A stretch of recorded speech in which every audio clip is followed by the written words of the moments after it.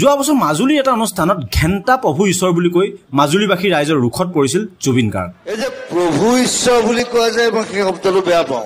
মাজুলীবাসীয়েতো জুবিনক মাজুলীৰ পৰা বেন কৰি দিছিল। আচলতে মাজুলীবাসী বুলি ক'লে ভুল হ'ব, কিয়নো সকলো ঠাইৰ সাধাৰণ জনতা একেই সাধাৰণ, কিন্তু তাৰ মাজতে নিজকে প্ৰভু ঈশ্বৰ বুলি ভবা কেইজনে বিশেষকৈ সেই কথাত গুৰুত্ব দিছিল। আৰু এতিয়া বৰ্তমান ফেমাছ হৈ আছে তেনেকুৱা এজন প্ৰভু ঈশ্বৰ। নাম কৃষ্ণগুৰু প্ৰেমানন্দ প্ৰভু, কাম ভগৱানৰ অৱতাৰ।